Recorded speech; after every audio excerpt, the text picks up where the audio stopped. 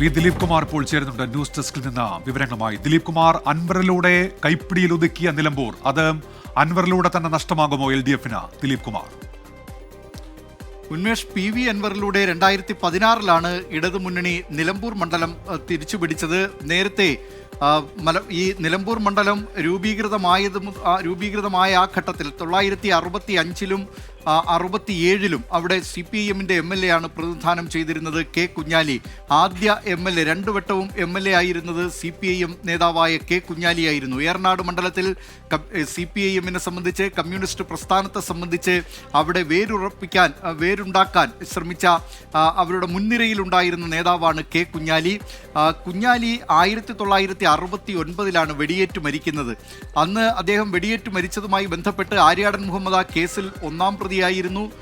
അദ്ദേഹം 9 മാസം ജയിലിൽ കിടന്നതിനു ശേഷമാണ് പിന്നീട് കോടതി അദ്ദേഹത്തെ ഈ കേസിൽ വെറുതെ വിട്ടത്. 71-ൽ പിന്നീട് മണ്ഡലം MP ഗംഗാധരനിലൂടെ കോൺഗ്രസ് കൈപ്പിടിയിൽ ഒതുക്കുകയാണ് ചെയ്തത്. 77-ലാണ് ആര്യാടൻ മുഹമ്മദ് നിലമ്പൂരിൽ ആദ്യ അംഗം കുറിക്കാൻ എത്തുന്നത്.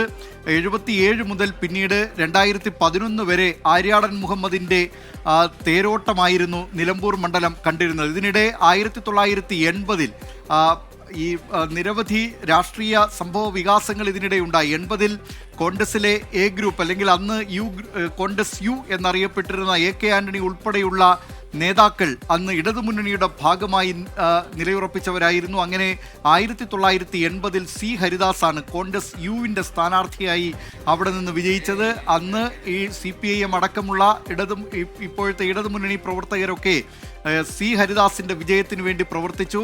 C. ഹരിദാസ് നിലമ്പൂരിൽ വിജയിച്ചതിന് ശേഷം, അല്ലെങ്കിൽ 80-ൽ EK നയനാർ മുഖ്യമന്ത്രിയായി വരുന്നു. അതേ മന്ത്രിസഭയിൽ തന്നെ ആര്യാടൻ മുഹമ്മദും മന്ത്രിയാകുന്നു. ആര്യാടൻ മുഹമ്മദ് മന്ത്രിയായതോടുകൂടി C. ഹരിദാസ് അദ്ദേഹത്തിൻ്റെ MLA സ്ഥാനം രാജിവെച്ച് വീണ്ടും ഒരു ഉപതെരഞ്ഞെടുപ്പിന് അവിടെ വഴിയൊരുക്കുകയും ആര്യാടൻ മുഹമ്മദ് അവിടെ നിലമ്പൂർ മണ്ഡലത്തിൽ മത്സരിച്ച് വിജയിക്കുകയും ചെയ്യുന്നു.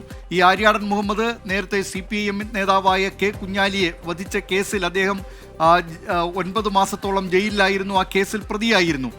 അതേ ആര്യാടൻ മുഹമ്മദിന് വേണ്ടി തന്നെ CPIM അടക്കമുള്ള പാർട്ടികൾ, ഇടതു പാർട്ടികൾ അദ്ദേഹത്തിന് വേണ്ടി പ്രചാരണ രംഗത്തിറങ്ങുകയും ആര്യാടൻ മുഹമ്മദ് ആ ഉപതെരഞ്ഞെടുപ്പിൽ വിജയിക്കുകയും പിന്നീട് 82-ൽ അന്ന് TK ഹംസയെ, DCC സെക്രട്ടറി ആയിരുന്നു TK ഹംസയെ നിർത്തി ആര്യാടൻ മുഹമ്മദിനെ പരാജയപ്പെടുത്തുന്നു. പിന്നീട് പക്ഷേ വീണ്ടും ആര്യാടൻ മുഹമ്മദിൻ്റെ തേരോട്ടമായിരുന്നു 87 മുതൽ 2011 വരെ നിലമ്പൂർ കണ്ടിരുന്നത്. 2011-ന് ശേഷം 2016-ൽ PV അൻവറിലൂടെ, കോൺഗ്രസ് വിമതനായ PV അൻവറിലൂടെ നിലമ്പൂർ മണ്ഡലം ഇടത് ചേരിയിലേക്ക് കൊണ്ടുവരുന്നു.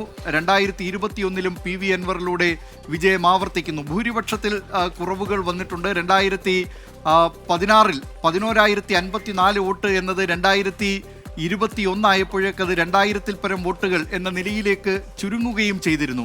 അങ്ങനെ പലതവണ ഈ മണ്ഡലത്തിൻ്റെ മൊത്തം ഒരു ഘടന നോക്കിയാൽ കോൺഗ്രസിനാണ് മുൻതൂക്കമെങ്കിലും ഇടതുപാളയത്തോടും ചേർന്ന് നിൽക്കാൻ മടിയില്ലാത്ത മണ്ഡലമായിരുന്നു ഈ നിലമ്പൂർ എന്ന് കാണാം. അതുകൊണ്ട് തന്നെ ഇത്തവണ ഈ മണ്ഡലത്തിലെ പോരാട്ടത്തിന് വീറും വാശിയും ഏറെയാണ് എന്ന കാര്യത്തിൽ സംശയമില്ല. PV അൻവർ എന്ന രാഷ്ട്രീയ എഫക്റ്റ് അത് എത്രത്തോളം മണ്ഡലത്തിൽ സ്വാധീനിക്കും എന്നതാണ് ഏറ്റവും പ്രധാനപ്പെട്ട ഘടകം.